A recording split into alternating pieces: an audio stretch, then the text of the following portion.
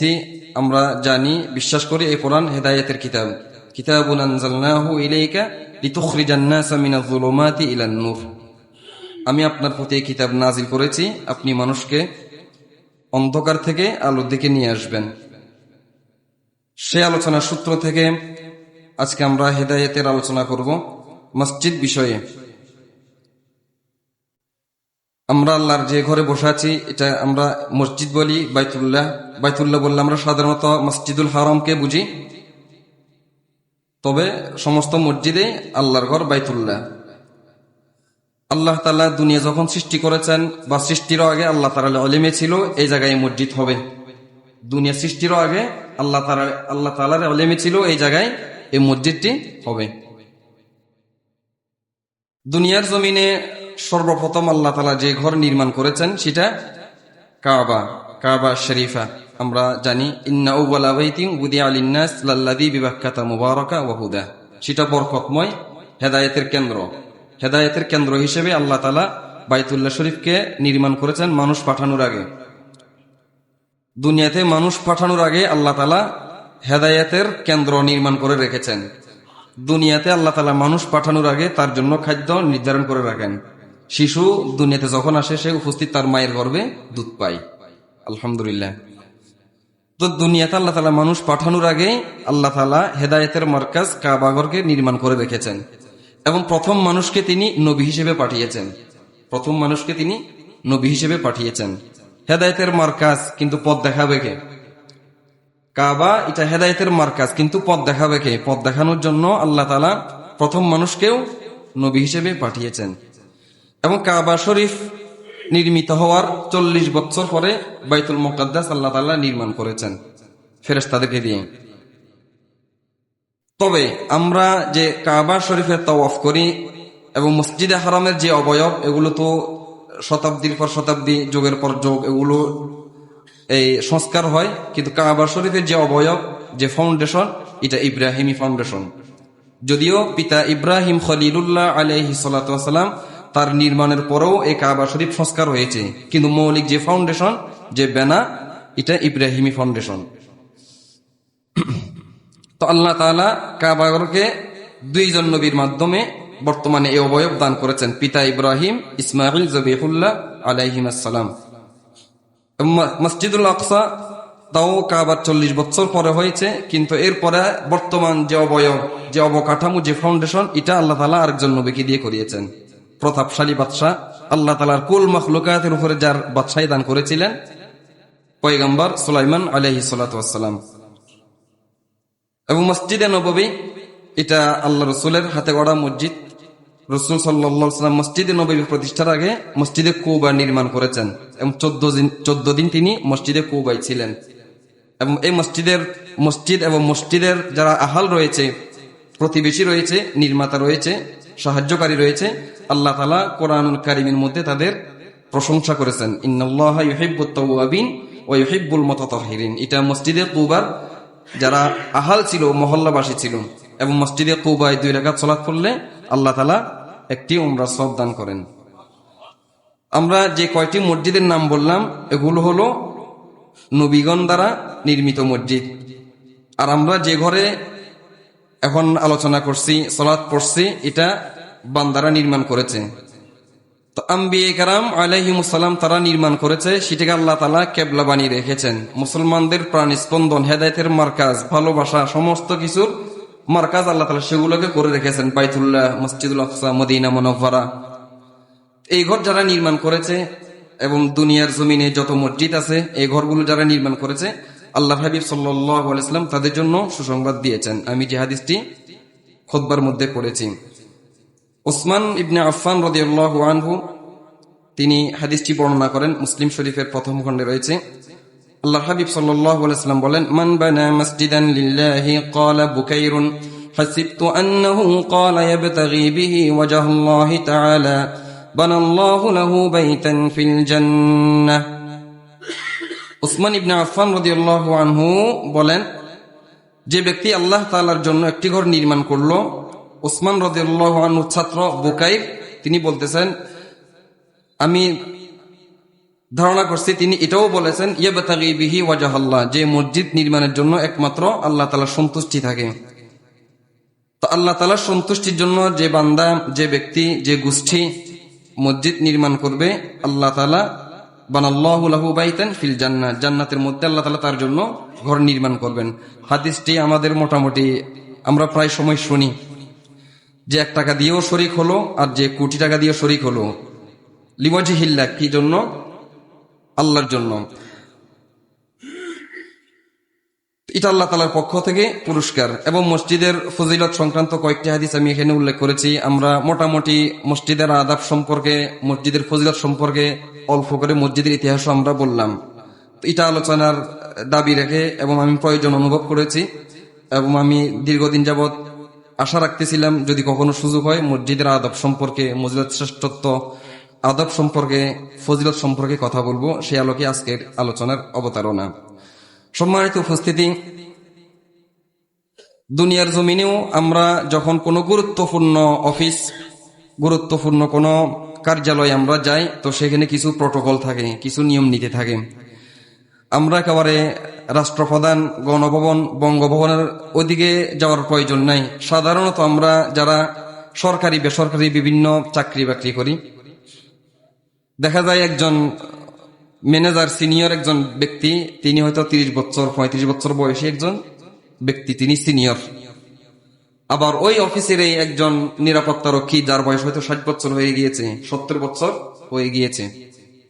এই 60-70 বছর বয়সী একজন নিরাপত্তা রক্ষী যখন তার বসের কার্যালয়ে যায়, মেইন অফিসে ঢুকে, যার বয়স 30-35-এর কোটায়, এই ব্যক্তির সামনে সে কখনো কি বসে না।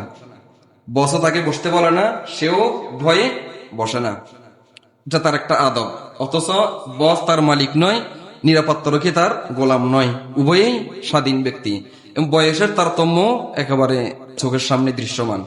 এরপরও এটা একটা সম্মান, সে তার সামনে বসে না। এবং বসের সামনে যদি মোবাইল আসে, কল আসে, কেটে দেয়, কে করছে সেটাও দেখে না। কলটা কে করলো, কি মৃত্যুর খবর আসলো, কোন দুর্ঘটনার খবর আসলো, কোন সুসংবাদ আসলো, সেটাও দেখে না। পকেটে থাকতে কলটা কি কেটে দেয়। এটা কি অবাস্তব কোনো কথা? অবাস্তব কোনো কথা না। তাহলে একজন ব্যক্তি আর একজন ব্যক্তি, যে যাদের মধ্যে গোলাম মনিবের কিনা সম্পর্ক না, কিন্তু অন্তরের মধ্যে এরকম একটা ভক্তি কাজ করে। তো আল্লাহর ঘরে ঢোকার জন্য কোনো প্রটোকল নাই, আল্লাহর ঘরে অবস্থানের কোনো প্রটোকল নাই? অবশ্যই আছে। আল্লাহর হাবিব সাল্লাল্লাহু আলাইহি ওয়াসাল্লাম যখন ফজরের সময় মসজিদে আসতেন, একটা লম্বা দোয়া পড়তেন। আমি পরে শুনাইতে পারি, এই দুইটা তো মুখস্থ হবে না একবারে। আল্লাহুম্মা জাআল ফি কলবি নূরা ওয়া ফি লিসানি নূরা ওয়া ফি সামঈ নূরা ওয়া ফি বসরি নূরা ওয়া মিন ফাওকি নূরা ওয়া মিন তাহতি নূরা ওয়া আন ইয়ামিনি নূরা ওয়া আন শিমালি নূরা ওয়া মিন আমামি নূরা ওয়া মিন খালফি নূরা واجعل في عصبي نورا وفي لحمي نورا وفي دمي نورا وفي شعري نورا وفي بشري نورا اللهم اجعل نورا في قبري ونورا في عظامي وزدني نورا وزدني نورا وزدني نورا وهب لي نورا على نور।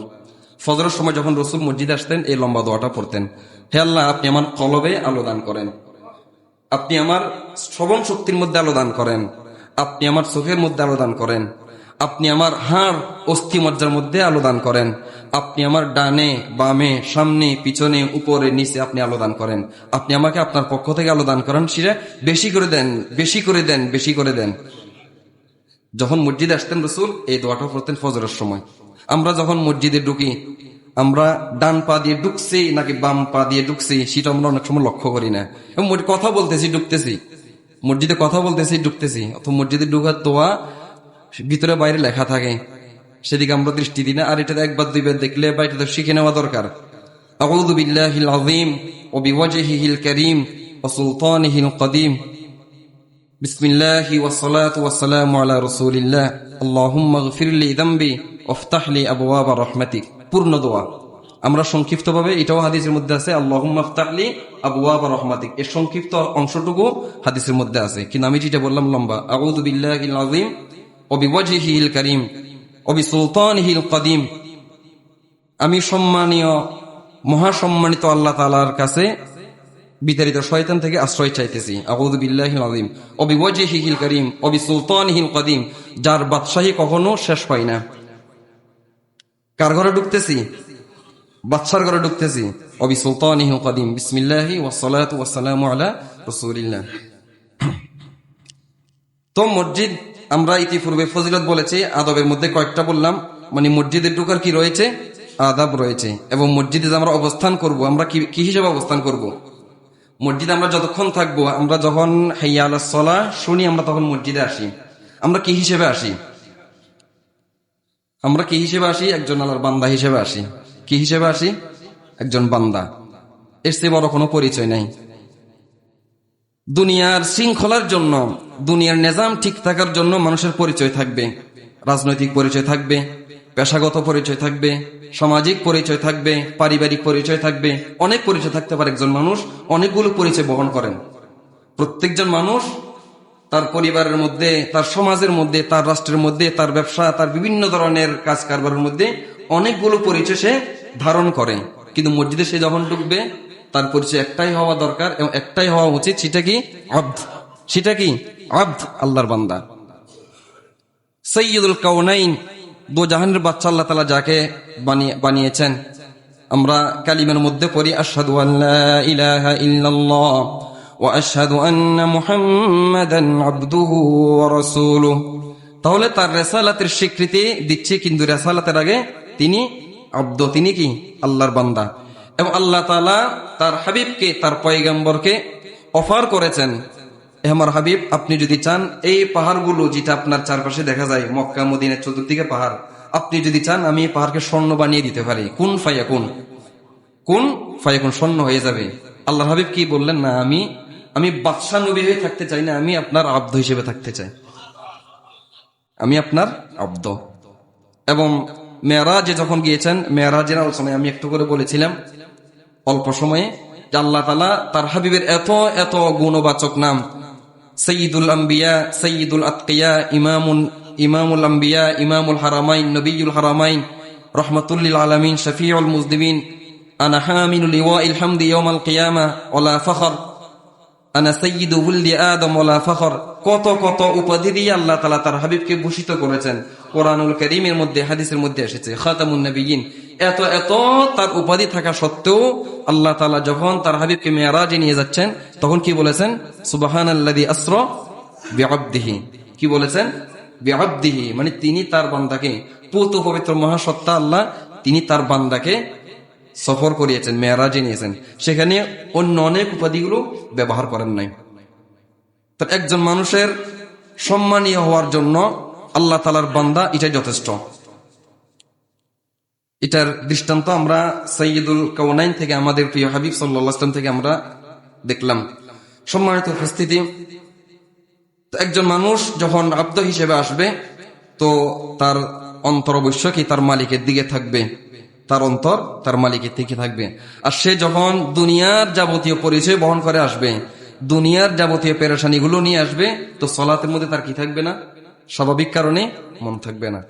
আপনি যখন ঢোকার সময় যে প্রটোকল গুলো রয়েছে, প্রটোকল মানে একটু শুনতে ভালো লাগলে সুন্নাহ, বিসমিল্লাহি ওয়াসসালাতু ওয়াসসালামু আলা রাসূলিল্লাহ, আল্লাহুম্মা গফিরলি যামবি ওয়াফতাহলি আবওয়াবা রাহমাতিক। পাঁচটি সুন্নাহ: বিসমিল্লাহ পড়া, দরুদ পড়া, দোয়া পড়া, ডান পা দিয়ে টুকু, ইতিকাফের নিয়ত করা।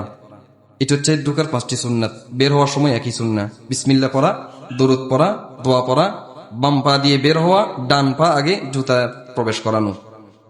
পাঁচটা সুন্নাত। এই মসজিদে ঢোকার জন্য আমরা যখন ঢুকতে বের হতে এই আদবগুলো রক্ষা করব, আমাদের তখন জেহেনের মধ্যে আসবে যে আমরা কোথায় ঢুকতেছি, কোথায় থেকে বের হচ্ছি। আল্লাহর হাবিব সাল্লাল্লাহু আলাইহি ওয়াসাল্লামের অধস্তন বংশধর জাফর, ওনার ঘটনা আসছে, যখন আজান হতো ওনার চেহারা বিবর্ণ হয়ে যেত, ওনার চেহারা বিবর্ণ হয়ে যেত। এবং তিনি যখন হজ্জে যাচ্ছেন, এহরাম পরেছেন, সালাত পড়েছেন, কিন্তু লাব্বাইক বলতে পারতেছেন না। লাব্বাইক বলার সময় তিনি বেচায়ন হয়ে যান, বেহুশ হয়ে যান। তার যারা মুরিদ, ছাত্র, আশপাশ যারা রয়েছে, কাফেলার যাত্রী, মানে হুজুর আপনি বেহুশ হয়ে যান, লাব্বাইক কেন বলছেন না? তো তিনি বলেন, আমি যে লাব্বাইক বলবো, আসমান থেকে যদি লা লাব্বাইক বলে দেন আল্লাহ তাআলা, মানে আমি তোমারটাকে সাড়া দিচ্ছি না। এখন তো আমরা টাকার জোরে আল্লাহ হয়ে চলে আসতেছি, টাকার জোরে আমরা আল্লাহ হয়ে চলে আসতেছি। এই জন্য আমরা যখন মসজিদে একটি কদম রাখবো, মসজিদের দিকে যখন আসবো, আল্লাহর হাবিব সাল্লাল্লাহু আলাইহি ওয়াসাল্লাম হাদিসের মধ্যে বলেন, মসজিদ থেকে যার ঘর যত দূরত্বে তার ফজিলত তত বেশি। সে যতটুকু হাঁটবে, এক কদম উঠাবে তার একটি গুনাহ মাফ হয়, আর এক কদম দিবে তার একটি সওয়াব লেখা হয়, জান্নাতের মধ্যে একটি দরজা বুলন্দ হয়। এগুলো কয়েকটা হাদিস থেকে আমি একসাথে বললাম, ভিন্ন ভিন্ন হাদিসের মধ্যে কথাগুলো আসছে। প্রতিটি কদমের বিনিময়ে একটি করে সওয়াব, একটি করে গুনাহ মাফ এবং জান্নাতের মধ্যে একটা দরজা বুলন্দ হয়। মসজিদে আসার ফজিলত আমরা যখন, এই ফজিলতটা কখন পাবো? আমরা যখন আমরা নিজ বাসস্থানে, নিজ অবস্থানে ওযু ইস্তিনজা করে শুধুমাত্র, কেবলমাত্র, একমাত্র নামাজ পড়ার জন্য আসবো। কিন্তু এখন এটা হারামাইন শরীফাইন সহ সমস্ত মসজিদে, আরব আজম সমস্ত মসজিদে ওযু ইস্তিনজার ব্যবস্থা আছে, থাকে। এটা স্বাভাবিক কারণে থাকতে হয়। কিন্তু এই ফজিলতটা যখন আপনি পেতে চাইবেন, তখন আপনাকে বাসা বাড়ি থেকে এভাবে প্রস্তুতি নিয়ে আসতে হবে। ওযু আপনি বাসায় করবেন। এখন অজু ভেঙে গেল, সুন্নত পড়ার পরে অজু ভেঙে গেল, 2 মিনিট পরে জামাত শুরু হয়ে যাবে, আপনি ফজিলতের জন্য বাসায় চলে যাবেন, সেটা না, আপনি অজু এখানেই করে ফেলবেন। আপনি অজু এখানেই করে ফেলবেন, ব্যবস্থা আছে। আমি ফজিলতের কথা বললাম। আপনি যখন এরকম একটি মাইন্ড সেট করে যখন আপনি মসজিদের দিকে আসবেন, তখন স্বাভাবিক কারণে আপনার মোবাইলটা অটোমেটিক বন্ধ থাকবে, আপনার সালাতের মধ্যে আপনার মনটা অবশ্যই থাকবে। সম্মানিত উপস্থিতি, সাইয়্যিদুনা ওমর ইবনে খাত্তাব রাদিয়াল্লাহু আনহু তার খেলাফতকালীন সময় তিনি মসজিদে বসা আছেন। যায়েদ একজন সাহাবী, তিনি সাইব ইবনে যায়েদ একজন সাহাবী। আল্লাহ ওমর রাদিয়াল্লাহু আনহু তাকে ডাকলেন, সাইব এদিকে আসো। এই যে 2 জন ব্যক্তি, এদেরকে এদিকে নিয়ে আসো। ওমর রাদিয়াল্লাহু আনহু তাদেরকে ডাকলেন, বলেন, তোমরা কোত্থেকে আসছো? তোমরা কোন এলাকার মানুষ? মদিনার এই মহল্লার তো আমি চিনতাম। তারা কি বললো? মিন আহলি তায়েফ, আমরা তায়েফ থেকে এসেছি, মুসাফির। তো ওমর রাদিয়াল্লাহু আনহু বললেন, তোমরা যদি মদিনার বাসিন্দা হতে, আমি তোমাদেরকে এখন প্রহার করতাম, ব্যাট দিয়ে আঘাত করতাম। তোমরা রসুলের মসজিদের মধ্যে উচ্চ আওয়াজে কথা বলতেছ। আপনারা দেখবেন ওখানে রসুলের রওজার পাশে ক্যালিগ্রাফি লেখা আছে, লা তুকদ্দিমু বাইনা ইয়াদাইল রাসূলি ইন্নাল্লাহা সামিউন আলিম, ইয়া আইয়ুহাল্লাযীনা আমানু লা তারফাউ আসাতাকুম ফাওকা সাওতিন নবী। মসজিদে আজান হোক বা না হোক, প্রতি 24 ঘন্টায় মসজিদে ইবাদত হয় কিনা? কারা করেন? আল্লাহ তাআলার অগণিত ফেরেশতারা জমিনে ছড়িয়ে ছিটিয়ে আছেন, তারা সবসময় মসজিদে থাকে। এবং আল্লাহর হাবিব অন্য হাদিসের মধ্যে বলেন, তোমরা যখন মসজিদে আসবে তখন মিসওয়াক করে আসবে, পবিত্র হয়ে আসবে। কেননা মানুষের কিছু খাদ্য রয়েছে, কিছু পানীয় রয়েছে, হারাম, হালাল, মাকরু, এরকম কিছু খাদ্য মানুষ খায়, পানীয় পান করে। তারা যখন মসজিদে আসে, ফেরেশতারা কষ্ট পেয়ে চলে যায়। এবং হাদিসের মধ্যে আছে, আমি যে হাদিসটি উল্লেখ করেছি এখানে,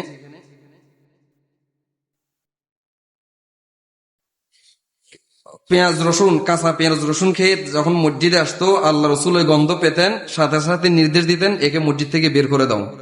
কাঁচা পেঁয়াজ রসুন খেয়ে কেউ যদি মসজিদে আসতো রসুলের জীবদ্দশায়, অথচ বুঝার বিষয় দেখেন, তখন মুসলমান সবাই নতুন মুসলমান না?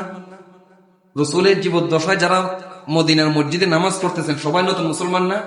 তারা তো ইসলাম সম্পর্কে জানতে চান, আস্তে আস্তে মানতেছেন। যেমন নামাজ যখন শুরু হয়, তখন মসজিদে ওনারা নামাজের মধ্যে কথা বলতেন, কাতার খালি আছে, এদিকে আসো, এখানে কাতার খালি আছে, এর সামনে চলে আসো। এইভাবে তারা নামাজের ভিতরেই কথা বলতেন। এরপর আল্লাহ তাআলা আয়াত নাযিল করলেন, ওয়াকুমু লিল্লাহি কানিতিন, তোমরা আল্লাহর সামনে যখন দাঁড়াবে তখন চুপ থাকবে। তখন থেকে নামাজ কি হয়, কথা বলা নিষেধ হয়ে গেল। তো তারা নতুন মুসলমান, তারা জানতেছেন, আস্তে আস্তে শরিয়াত শিখতেছেন। এই নতুন মুসলমান থাকা সত্ত্বেও তাদের মুখ থেকে যখন পেঁয়াজ রসুনের দুর্গন্ধ আসতো, আল্লাহ রাসূল তাদেরকে মসজিদ থেকে বের করে দিতেন। আমরা তো পেঁয়াজ রসুন না, আমরা মাকরুহে তাহরিমি পর্যায়ের জিনিস খেয়ে চলে আসি, হারাম পর্যায়ের জিনিস খেয়ে আমরা মসজিদে চলে আসি, মেসওয়াক করি না। আমাদের আশপাশ যারা নামাজ পড়ে, এত যে বিরক্তি লাগে, মনে হয় নিয়ত ছেড়ে দিয়ে চলে যায়। এরকম কখনো আমি ফিল করছি, আপনারাও ফিল করবেন। তাহলে এটা উচিত না। এরকম এটা একটা অপরাধ, এবং এই অপরাধের শাস্তি হলো তাকে মসজিদ থেকে বের করে দেওয়া। কিন্তু এখন মসজিদ থেকে বের করা যাবে? ফিতনা ফাসাদ সৃষ্টি হবে। বের করার উদ্দেশ্য না, বের করার জন্য বলছি না, কিন্তু অপরাধটা কোন মাত্রার, আপনি এই পর্যায়ে অপরাধ করছেন, যে অপরাধের কারণে আপনাকে মসজিদ থেকে বের করে দেওয়া দরকার। এই জন্য আমরা যখনই খাদ্য গ্রহণ করে মসজিদে আসবো অবশ্যই আমরা মেসওয়াক করব। মেসওয়াকের ব্যাপারে আল্লাহ রাসূল কি বললেন? লাউলা আন আশুক্কা আলা উম্মতি লাআমারতুহুম বিসওয়াকি ইনদা কুল্লি সালাতিন, বুখারী মুসলিমের হাদিস। আমি যদি আমার উম্মতের কষ্টের আশঙ্কা না করতাম, প্রত্যেক সলাতের জন্য মেসওয়াককে আমি ফরজ করে দিতাম। সলাতের ফরজ কয়টি? আহকাম আরকান কয়টি? 13টি। আরকান আহকাম কয়টি? 13টি। কিন্তু আল্লাহ রাসূল যদি এটা ফরজ করতেন তখন কয়টি হতো? 14টি হয়ে যেত। আমি যদি উম্মতের কষ্টের আশঙ্কা না করতাম, মেসওয়াককে আমি প্রত্যেক সলাতের জন্য ফরজ করে দিতাম। যেরকম আল্লাহ রাসূল তারাবির নামাজকে ফরজ করেন নাই, আমাদের কষ্ট হয়ে যাবে। হজ প্রতি বছর ফরজ করেন নাই, আমাদের কষ্ট হয়ে যাবে, আমাদের পক্ষে সম্ভব হবে না। তিনি ছিলেন রহমাতুল্লিল আলামিন, উম্মতের জন্য তিনি রহমত স্বরূপ ছিলেন। ওমা আরসালনাকা ইল্লা রাহমাতাল আলামিন।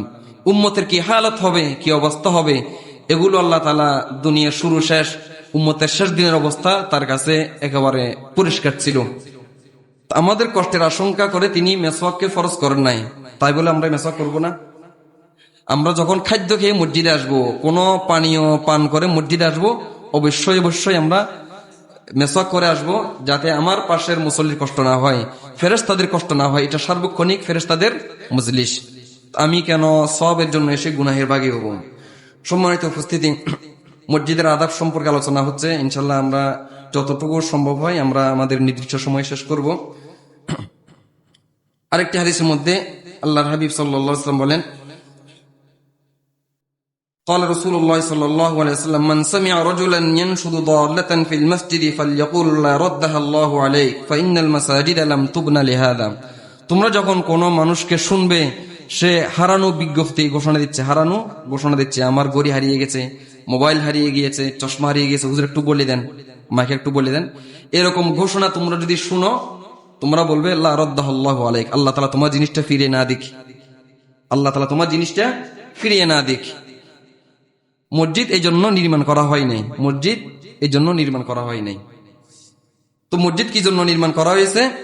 আমি খুতবার মধ্যে যে আয়াতে কারিমা তেলাওয়াত করেছি, আল্লাহ তাআলা সূরাতুত তাওবার আয়াত নম্বর 18 সেখানে উল্লেখ করেন, ইন্নামা ইয়ামুরু মাসাজিদাল্লাহি মান আমানা বিল্লাহি ওয়াল ইয়াউমিল আখির ওয়া আকামাস সালাতা ওয়া আতাজ যাকাতা ওয়া লাম ইয়াখশা ইল্লাল্লাহ ফাআসা উলাইকা আন ইয়াকুনু মিনাল মুহতাদিন। এই আয়াতের আলোকে হাদিসের মধ্যে আল্লাহ রাসূল বলেন, এই মসজিদ হচ্ছে আল্লাহ তাআলার তিলাওয়াতের জন্য, কোরআন তিলাওয়াতের জন্য, জিকিরের জন্য, সালাতের জন্য। তো মসজিদ কারা আবাদ করে? খুতবার যে আয়াতে কারিমা, মসজিদ তারাই আবাদ করে যারা আল্লাহ এবং আখিরাতের প্রতি বিশ্বাস রাখে, সালাত কায়েম করে, যাকাত প্রদান করে, এক আল্লাহ ভিন্ন অন্য কাউকে ভয় করে না। তো আল্লাহ ভিন্ন অন্য কাউকে ভয় করে না সেটা আমরা বলি, আমরা এক আল্লাহকে ভয় করি। এটা আমরা মোটামুটি ঝগড়ার সময়ও বলি, ভালো সময়ও বলি, রাগের হালতও বলি, সন্তুষ্টির সময়ও বলি, আমি এক কথা আল্লাহকে ভয় করি, দুনিয়ার কাউকে আমরা ভয় করি না, আমি ভয় করি না। এই কথাগুলো আলহামদুলিল্লাহ জবানে চর্চা থাকুক, এটা জবানে থাকুক, আমরা আল্লাহকে ভয় করি। কিন্তু বাস্তব ক্ষেত্রে আমরা যখন আমাদের পেশাগত জীবনে আমরা পদার্পণ করি, তখন ঠিক আমরা আল্লাহকে ভয় করি না। তখন আমাদের অনেক কিছুর ভয় কাজ করে, ওই মাখলুকের ভয়ের কারণে আমরা আল্লাহ তাআলার হুকুমকে ছেড়ে দিই। আমার আলোচনা ওইদিকে যাব না, আমি মসজিদের প্রাসঙ্গিক মসজিদের ভিতরে থাকবো, ওইটা আবার অন্যদিকে চলে যাবে আলোচনা। তাহলে মসজিদ কারা আবাদ করে? যারা আল্লাহ এবং আখিরাতের প্রতি বিশ্বাস রাখে। তো কারা আবাদ করে না? যারা আল্লাহ আখিরাতের প্রতি বিশ্বাস রাখে না। মসজিদ কারা আবাদ রাখে? যারা সালাত কায়েম করে, যাকাত প্রদান করে, এক আল্লাহ ভিন্ন অন্য কাউকে ভয় করে না। আল্লাহ তাআলা বলেন, উলাইকা আন ইয়াকুনু মিনাল মুহতাদিন ফাআসা উলাইকা আন ইয়াকুনু মিনাল মুহতাদিন। এই কাজগুলো করলে পরে, কোন কাজ? আল্লাহর প্রতি বিশ্বাস, আখিরাতের প্রতি বিশ্বাস, সালাত কায়েম করা, সামর্থ্য হলে যাকাত প্রদান করা, এবং দুনিয়ার যাবতীয় দুর্যোগ দুর্বিপাক, মানব সৃষ্ট প্রাকৃতিক বিভিন্ন ধরনের বিপদ আপদে আল্লাহর প্রতি তাওয়াক্কুল রাখে, আল্লাহকে ভয় করে চলে, তাকওয়া অবলম্বন করে, এই মানুষগুলোকে আল্লাহ তাআলা হেদায়েত দিবেন। তাহলে হেদায়েত যে জিনিসটি আমরা এর পূর্বে আলোচনায় বলেছিলাম যে হেদায়েত, আল্লাহ তাআলা ঈমানের কথা বলেছেন, তাকওয়ার কথা বলেছেন, এত কিছু বলার পরও আবার হেদায়েতের কথা আমরা প্রাত্যহিক জীবনে, দৈনন্দিন জীবনে আমরা বলি ইহদিনাস সিরাতাল মুস্তাকিম, এবং সেটা এর আগের আলোচনায় বলেছিলাম। আমরা যখন ইহদিনাস সিরাতাল মুস্তাকিম পড়বো, আমরা একটু খেয়াল করবো যে আল্লাহর কাছে আমি হেদায়েত চাইতেছি। এটা আমরা অন্তরের মধ্যে একটু স্মরণে রাখবো, আমি আল্লাহর কাছে হেদায়েত চাইতেছি। তো আমি ইমানদার হলাম, আল্লাহ তাআলা ইমানের বিনিময়ে জান্নাত দিবেন বলেছেন, ইমানের বিনিময়ে জান্নাত দিবেন। আবার হেদায়েত কেন চাইতেছি?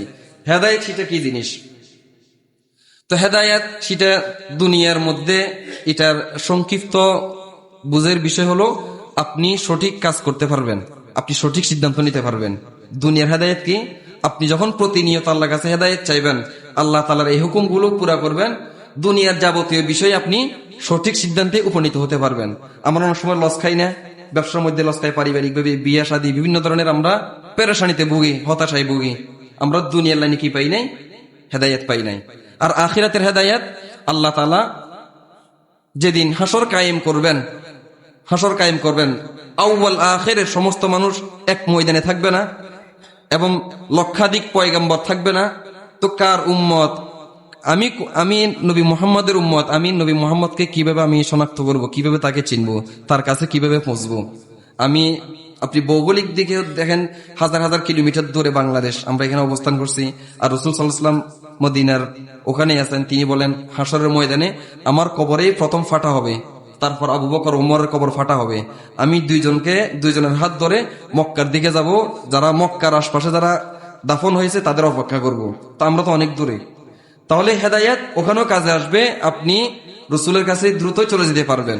হেদায়েত, আপনি ফুলসিরাতের পার দ্রুতই আপনি পার হতে পারবেন। হেদায়েত তাহলে ইমানের বিনিময়ে আল্লাহ তাআলা জান্নাত দান করবেন, কিন্তু জান্নাতকে পাইতে হলে আপনাকে এর আগে অনেকগুলো মারকাজ, অনেকগুলো ঘাটি আপনাকে পার হতে হবে, এবং এই পার হওয়ার মধ্যে আল্লাহ তাআলা আপনাকে যে সঠিক রাস্তা দেখাবেন, এটা হেদায়েত।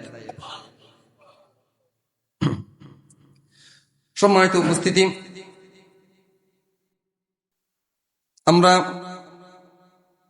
মোটামুটি আলোচনার শেষের দিকে চলে আসছি। আরেকটি আয়াত রয়েছে, যে আয়াতটি আমি খুতবার মধ্যে লিখেছি কিন্তু এখনো পরে শোনানো হয় নাই। আল্লাহ তাআলা বলেন সূরাতুল বাকারা আয়াত নম্বর 114, ومن أظلم ممن منع مساجد الله أن يذكر فيها اسمه وسعى في خرابها أولئك ما كان لهم أن يدخلوها إلا خائفين لهم في الدنيا خزي ولهم في الآخرة عذاب عظيم। এই আয়াতের অর্থ হচ্ছে, ওই ব্যক্তি সে জালেম আর কে হতে পারে যে মসজিদের মধ্যে আল্লাহ তাআলার জিকির করতে নিষেধ করে, প্রতিবন্ধকতা সৃষ্টি করে, মসজিদকে ধ্বংস করতে চায়, এই ব্যক্তি সে বড় জালেম আর কে হয়।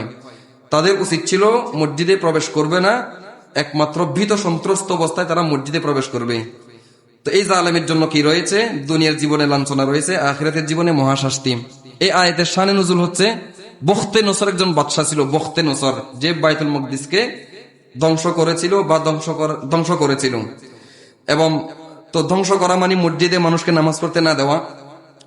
এবং আমরা এখানে যারা আছি, এখানে আয়াতের শানে নুজুলও বললাম, অর্থ বললাম, আমরা তো কেউ মসজিদ ধ্বংসকারী নই। আমরা কেউ মসজিদ ধ্বংস করি? আমরা তিলে তিলে যার যতটুকু সামর্থ্য আছে, প্রত্যেকে আপন আপন সামর্থ্য অনুযায়ী আমরা এই মসজিদকে গড়ে তুলেছি, আলহামদুলিল্লাহ। তো আমরা কেউ মসজিদকে ধ্বংসকারী নই, মানুষকে ইবাদতে বাধা সৃষ্টিকারী নই। তো এরপরও কেন আমি এই আয়াতে কারিমা উল্লেখ করলাম এবং আপনাদেরকে শুনাইলাম, শানে নজুলও বাইতুল মুকাদ্দাসের সাথে সম্পৃক্ত, এটা শোনানোর একটা উদ্দেশ্য রয়েছে। এক কোরআনের মধ্যে আল্লাহ তাআলা যে শব্দটা ইউজ করেছেন, এই শব্দটাই আজকে আমার আলোচনার বিষয়। ওমান আযলামু মিম্মান মানা অর্থ শব্দটা কি? মানা, ধ্বংস করার জন্য। আল্লাহ তাআলা, আল্লাহর ইসলামের মধ্যে অনেকগুলো শব্দ রয়েছে। দাম্মির দিয়া রহম, দাম্মির কোরআনের মধ্যে আছে, ফাদাম্মারনাহুম তাদমীরা, আমি তাদেরকে সমূলে নিপাত করে দিলাম। তারপরে হাদাম রয়েছে, হাদ্দাম, হাদ্দাম দাম্মার, এভাবে খাররাবু বিয়ুতাহুম কোরআনের মধ্যে আছে। ধ্বংস করার জন্য কোরআনের মধ্যে আল্লাহ তাআলা অনেকগুলো শব্দ ইউজ করেছেন, ব্যবহার করেছেন, কিন্তু এখানে মানা শব্দ উল্লেখ করেছেন। কি শব্দ? মানা। মানা মানে প্রতিবন্ধকতা সৃষ্টি করা, মানা মানে প্রতিবন্ধকতা সৃষ্টি করা। দুনিয়ার একটা মেসাল দিয়ে বুঝেন, আমরা যার সাথে পরিচিত, হরতাল অবরোধ যখন হয়, হরতাল অবরোধ, তখন যারা পিকেটার থাকে, যারা হরতাল আহ্বায়ক, যারা বিক্ষোভ করবে তারা রাস্তার মধ্যে গাছের গুঁড়ি এনে ফেলে দেয়, টায়ার জ্বালিয়ে দেয়। একটা গাছের গুঁড়ি যদি মনে করেন 30 ফিটের একটা গাছের গুঁড়ি যদি ফেলে দেওয়া হয়, গাড়ি চলবে? টায়ার জ্বালিয়ে দিলে তো এখানে শত শত গাড়ি, এখানে মাইক লাগিয়ে পাবলিশ করা হচ্ছে না, এই গাড়ি চালাবে না, কোন ড্রাইভার এদিকে গাড়ি নিয়ে আসবে না। মাইক দিয়ে পাবলিশ করে, মাইক দিয়ে কি করে না, পাবলিশ করে না, নিষেধ করে না। নিষেধের জন্য তো আল্লাহ তাআলা কোরআনের মধ্যে শব্দ দিয়েছেন, আমর বিল মারুফ নাহি আনিল মুনকার। তাহলে এখানে ড্রাইভারকে জনে জনে বলতে হচ্ছে না গাড়ি চালাবে না, বরঞ্চ এখানে এমন একটা কাজ করলো যে কাজের কারণে অটোমেটিক গাড়ি বন্ধ হয়ে যায়। এটাকে কি বলে? প্রতিবন্ধকতা সৃষ্টি করা। কেউ প্রভাবশালী, তার মতের সাথে মিল না হওয়ার কারণে মসজিদে তালা লাগাই দিল, এক ওয়াক্ত দুই ওয়াক্ত সালাত হয় না, কি হলো? প্রতিবন্ধকতা সৃষ্টি হলো। মসজিদ ধ্বংস করে নাই, বুলডোজার নিয়ে মসজিদকে ঘুরিয়ে দেয় নাই, কিন্তু কি করছে সে? মানা, প্রতিবন্ধকতা সৃষ্টি করেছে। আল্লাহ তাআলা কোরআনের মধ্যে এই শব্দটাই উল্লেখ করেছেন। কোরআন কিয়ামত পর্যন্ত থাকবে কিনা, এই কোরআনের বিধানও থাকবে কিনা, আল্লাহ তাআলা এমন একটা শব্দ ইউজ করেছেন যেটা আজকের জীবনও, আমাদের প্রাত্যহিক জীবনে সেটা চলবে। মানে এই আয়াত থেকে আমরা শিক্ষা নিতে পারবো, উপদেশ নিতে পারবো যে প্রতিবন্ধকতা সৃষ্টি করা, এবং এই প্রতিবন্ধকতা যতভাবে সৃষ্টি হতে পারে। আমরা প্রথম দিকে বলেছি, আবার একটু সেদিকে ফিরে যাব, যে আমরা যখন আল্লাহর ঘরে ঢুকবো, একটা হাইবাত, আল্লাহ তাআলার বড়ত্ব, আল্লাহ তাআলার শক্তি, কুদরত যখন আমাদের অন্তরে থাকবে, স্বাভাবিক কারণে এখানে আমরা কি হয়ে যাব? বিনয় হয়ে যাব। যেরকম অফিসের দৃষ্টান্ত দিয়েছিলাম, বসের বয়স 30 বছর, তার নিরাপত্তারক্ষীর বয়স 60 বছর, কিন্তু সে বসের সামনে বসে না। কিন্তু আমরা ঠিকই মসজিদে যখন আসি, আমরা মানুষের জন্য প্রতিবন্ধকতা সৃষ্টি করি। আমি নিজেও সালাত পড়ছি, কিন্তু সালাত পড়ার পরে আবার আমি কি করি? প্রতিবন্ধকতা সৃষ্টি করি। সেটা কিভাবে হয়? মোবাইল ইউজের মাধ্যমে হয়, আড্ডা ফাড্ডার মাধ্যমে হয়, এবং সেটা হয় কিনা? কম হয় নাকি বেশি হয়? অধিক হারে হয়। এই আলোচনাটা করার জন্য আমি আপনাদের এখানে প্রথম যেদিন দাঁড়িয়েছিলাম রবিউল আউয়ালের আলোচনার জন্য, সেদিন আমি দেখেছি, লক্ষ্য করেছি, মানে খানা পিনার যখন ইন্তজাম হচ্ছিল, আমাদের যে অবস্থা, এটা কিয়ামতের আলামত। তো কিয়ামতের আলামত আল্লাহ রাসূল যখন বলেছেন সেটা হবে, তো সেটা যেটা খারাপ আলামত, সেটা আমাকে দিয়ে কেন হবে? কিয়ামতের আলামত আল্লাহ রাসূল যেগুলো বলছেন সেগুলো দুনিয়াতে কায়েম হবে, না হয়তো কিয়ামত হবে না। রাসূল বলেছেন এটা সত্য হতে হবে না? রাসূল যে জিনিসটি বলেছেন, যে কথাটা বলেছেন, সেটা আল্লাহ তাআলা কি করবেন? বাস্তবায়ন করবেন। তো খারাপ যে আলামত গুলো, সেটা আমার মাধ্যমে কেন হবে? আমি তো আল্লাহ তাআলার নারাজি নেওয়ার জন্য মসজিদে আসি নাই, আমি আল্লাহ তাআলার রহমত নেওয়ার জন্য আসছি। কি বলছি সেটা শুরুতে? আল্লাহুম্মা ইফতাহলি আবওয়াব রাহমাতিক। আবওয়াব, আল্লাহ রাসূল এখানে বহু বচন শব্দ ইউজ করেছেন। হে আল্লাহ, আপনার রহমতের যত দরজা হতে পারে, আপনার রহমতের যত দরজা হতে পারে সবগুলো আপনি আমার জন্য খুলে দেন। আল্লাহুম্মা ইফতাহলি বাবা রহমাতিক বলেন নাই, বাবা মানে রহমতের একটি দরজা। আবওয়াব রাহমাতিক, আল্লাহ রহমতের যত দরজা হতে পারে সেটা আপনি আমার জন্য খুলে দেন। এই কথাটা যখন আমি বলে ঢুকলাম, আমি যখন আমার আরেক ইমানদার ভাইয়ের, আরেক মুসল্লি ভাইয়ের ইবাদতে বিঘ্ন সৃষ্টি করলাম, তো আমি তো আল্লাহ তাআলার রহমত নিয়ে যেতে পারলাম না। তাহলে মসজিদ শুধু বুলডোজার দিয়ে গুড়িয়ে দেওয়ার মাধ্যমে কি হয় না? ইবাদত থেকে প্রতিবন্ধকতা সৃষ্টি হয় না। এক ওয়াক্ত তালা লাগিয়ে দিল, কি হবে? প্রতিবন্ধকতা সৃষ্টি হবে। একজন মানুষ যখন, এখানে আমরা সবাই ইজতেমাই আমল, আমরা এখানে অনেক মানুষ, কিন্তু অনেক মানুষ হওয়া সত্ত্বেও এখানে আমরা প্রত্যেকেই চাইলে আল্লাহর সাথে আমরা নির্জনে আলোচনা করতে পারি, আল্লাহর সাথে নির্জন আমরা আমাদের চাওয়া পাওয়া বলতে পারি প্রত্যেকেই। এখানে আমরা হাজার হাজার মানুষ হতে পারে, কিন্তু প্রত্যেকে আল্লাহর সাথে একান্তে সময় কাটাতে পারি না? পারি। তো এখন এই একান্তে সময় কাটানোটা কখন ভেঙে যায়? যখন কেউ আমাকে ডাক দিল, যখন মোবাইলে একটা রিংটোন বেজে উঠলো, যখন আমি তাসবিহ পড়তেছি, আল্লাহর কাছে দোয়া করতেছি, আর দেখলাম কি 4-5 জন ঢুকে মসজিদে কি করলো? গল্প গুজব শুরু করলো। তাহলে এই ব্যক্তির যে সালাত পড়তেছিল, আল্লাহর কাছে একান্তিক সে সময় কাটাতেছিল, আল্লাহর সাথে সে একান্তে সময় কাটাতেছিল, তার প্রতিবন্ধকতা সৃষ্টি হলো না? আল্লাহর পয়গাম্বর মুসা কালিমুল্লাহ আলাইহিস সালাতু ওয়াস সালাম, তিনি পথে চলতেছেন, একজন সাধারণ একজন ইমানদার, সে বলল, আল্লাহ তুমি কোথায়? আমি যদি তোমাকে পেতাম, আমি তোমার মাথার মধ্যে তেল দিতাম, মাথাটা আশ্রয় দিতাম, তোমার জন্য আমি সুস্বাদু খানা রান্না করতাম। এটা একজন ব্যক্তির, একজন বান্দার আল্লাহ তাআলার সাথে তার এই মুআমালা, তার জ্ঞান নাই, তার শরীয়তের কি নেই? জ্ঞান না, কিন্তু আল্লাহর প্রতি কি আছে? প্রেম আছে। তার শরঈ জ্ঞান তার নাই, কিন্তু আল্লাহর সাথে তার কি আছে? সম্পর্ক আছে, আল্লাহকে সে ভালোবাসে। আল্লাহ, আমি তোমার যদি পেতাম, আমি তোমার মাথাটা আশ্রয় দিতাম, তোমার মাথায় তেল লাগিয়ে দিতাম, তোমার জন্য আমি মজাদার খানা রান্না করতাম। তো মুসা আলাইহিস সালাম বলেন, হে কমবক্ত, তুমি কার সামনে কি কথা বলতেছ? তো এটা বলার পরে ওনার ধ্যান ভেঙে গেল। আল্লাহ তাআলা মুসা আলাইহিস সালামের কাছে ওহী পাঠালেন যে মুসা, সে তো আমার সাথে সম্পর্ক করতেছিল, সে মোরাকাবায় আমার সাথে সে কথা বলতেছিল, তুমি কেন তার ধ্যান ভেঙে দিলা? তার মুসা আলাইহিস সালাম তো এই আল্লাহ আমাকে মাফ করে দেন, আমার ভুল হয়ে গেছে। তাহলে একজন মানুষ, আমরা এখানে সম্মিলিত থাকা সত্ত্বেও আমরা চাইলে প্রত্যেকে আল্লাহর সাথে একান্তে আমরা সম্পর্ক করতে পারি, সম্পর্ক রাখতে পারি, আল্লাহর কাছে চাইতে পারি। কিন্তু এই সম্পর্কটা আল্লাহর সাথে যখন আমার কথা হচ্ছে, মুনাজাত হচ্ছে, তাকে যখন আমি স্মরণ করতেছি, ওয়ারাজুলুন কলবুহু মুআল্লাকুন বিল মাসাজিদ, যে একজন ব্যক্তি যার কলবটা সবসময় মসজিদের সাথে থাকে। আমরা একটা প্রসিদ্ধ হাদিস, সাবআতুন ইউযিল্লুহুমুল্লাহু ফি যিল্লিহি ইয়াওমা লা যিল্লা ইল্লা যিল্লুহু, ইমামুন আদিলুন ওয়া শাবুন নাশা ফি ইবাদাতিল্লাহ ওয়া রাজুলান তাহাব্বা ফিল্লাহি ইজতামাআ আলাইহি ওয়া তাফাররাকা আলাইহি। 7 শ্রেণীর ব্যক্তিকে আল্লাহ তাআলা আরশের নিচে ছায়া দান করবেন। এর মধ্যে একজন ব্যক্তিকে যার অন্তর সব সময় মসজিদের সাথে থাকে। ওয়া রাজুলুন কলবুহু মুআল্লাকুন বিল মাসাজিদ, যার অন্তর সব সময় মসজিদের সাথে থাকে। তো একজন ব্যক্তি তার দুনিয়ার যাবতীয় ঝামেলা থাকে, পেরেশানি থাকে, এবং আমি তো এতটুকু জানি আলহামদুলিল্লাহ অনেক মুসল্লি আছেন তারা মসজিদে মোবাইল নিয়ে আসেন না। মসজিদে মোবাইল নিয়ে আসলে বন্ধু কল করবে, পরিবার থেকে কল করবে, সে চাইতেছে কিছু সময় সে আল্লাহকে ডাকবে, আল্লাহ কাছে কিছু চাইবে। এই কোয়ালিটির মানুষ সে যখন তার ইবাদতের মধ্যে বিঘ্ন হলো, আল্লাহর সাথে আপনি সম্পর্কটা ছিন্ন করে দিলেন, তো আপনি কি আল্লাহর রহমত নিয়ে যেতে পারবেন? মনে থাকবে? আমরা কি আল্লাহ তাআলার গোলাম হতে চাই, বান্দা হতে চাই? জান্নাতে ঢোকার আগে আল্লাহ তাআলার বান্দা হতে হবে। ইয়া আইয়াতুহান নাফসুল মুতমাইন্নাহ ইরজিই ইলা রাব্বিকি রাদিয়াতাম মারদিয়া ফাদখুলি ফি ইবাদি ওয়াদখুলি জান্নাতি। হে প্রশান্ত আত্মা, তুমি সন্তোষভাজন হয়ে এবং আমার সন্তুষ্টি প্রাপ্ত হয়ে আমার কাছে চলে আসো, আমার বান্দার লিস্টিভুক্ত হও।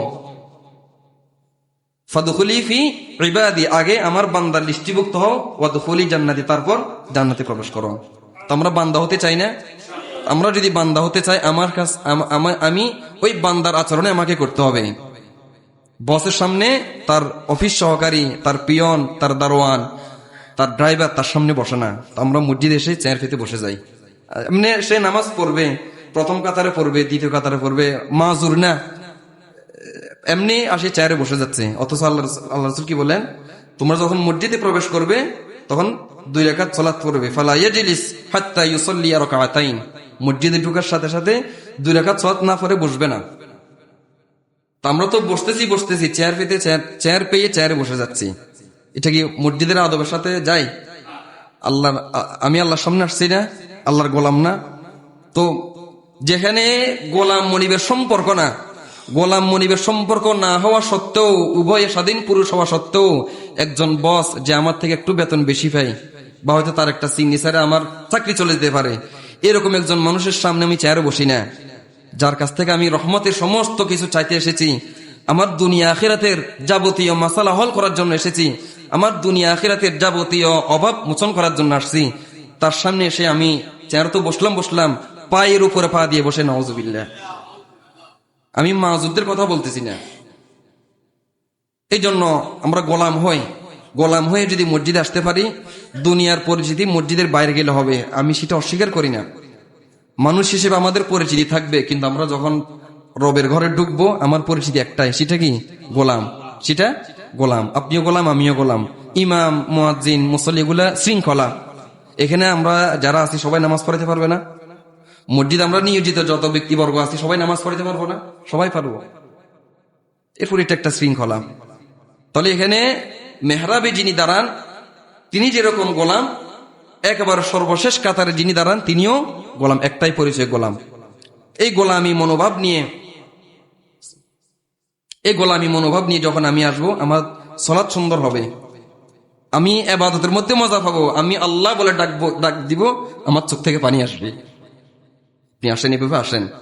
বাসার মধ্যে ওযু ইস্তিনজা করে, যেরকম জাফর রাদিয়াল্লাহু আনহুর কথা বললাম, আজান শুনলে তার বেচাইন হয়ে যেতেন, কার সামনে যাচ্ছি, লাব্বাইক বলতে পারতেছেন না, আল্লাহ তাআলা যদি লা লাব্বাইক বলে দেন। এরকম একটি মনোভাব যদি আমি অন্তরে লালন করি, ধারণ করি, এরপর আমি যখন মসজিদে আসবো, 1 কদম 2 কদম আমি এটাকে ফিল করি, আমি 1 কদম দিচ্ছি রবের দিকে, আমার একটি গুনাহ মাফ হচ্ছে, আর 1 কদম দিচ্ছি, আল্লাহ তাআলা আমাকে একটা মর্যাদা দিচ্ছেন। এরপর মসজিদের দরজায় এসে রব, আউযু বিল্লাহিল আযীম ওয়া বিওয়াজহিল কারীম ওয়া বিসুলতানিহিল কদীম, বিসমিল্লাহ ওয়াসসালাতু ওয়াসসালামু আলা রাসূলিল্লাহ, আল্লাহুম্মা ইফতাহ লি আবওয়াবা রাহমাতিক, এই ফিলিংস নিয়ে যখন আমি ঢুকবো, তো ইনশাআল্লাহ আমার সালাতের মধ্যে মন থাকবে। সালাতের মধ্যে মন থাকার জন্য আনুষঙ্গিক আর অনেকগুলো বিষয় রয়েছে। এই জন্য আমরা যখন মসজিদে ঢুকবো, আমরা এখানে কেউ দাঁড়িয়ে সালাম মোসাফার জন্য দাঁড়িয়ে থাকবো না। আমি কয়েকজনকে বলেছি যে আমি দোয়া পরে ঢুকে এখন সালাম দিয়েন না, এবং সেটা আদব না। আপনি মসজিদে আগে ঢুকছেন, আপনি আল্লাহর সাথে সম্পর্ক করেন, ওখানে দাঁড়িয়ে থাকার প্রয়োজন নাই। এখানে ইস্তেকবাল ফেরেশতারা করতেছে গায়বী ভাবে। ইস্তেকবাল কারা করতেছে? ফেরেশতারা করতেছে। আপনি আগে ঢুকছেন, আগে এসে আপনি জিকিরের মধ্যে ব্যস্ত হয়ে যান, দোয়ার মধ্যে ব্যস্ত হয়ে যান। যে আসবে সে দোয়া করে ঢুকবে, বের হওয়ার সময় দোয়া করে ঢুকবে। আমরা ইনশাআল্লাহ মোবাইলকে নিয়ন্ত্রণে রাখবো।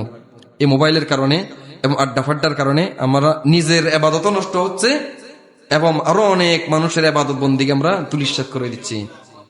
এবং সেটা আমি যেখানে নিজের হিসেব নিজে দিতে পারবো না, সেখানে প্রতিনিয়ত, প্রতিদিন, প্রতি ওয়াক্তে আমার আচরণের কারণে মানুষের সাথে আল্লাহর সম্পর্ক নষ্ট করে দিচ্ছে আমি।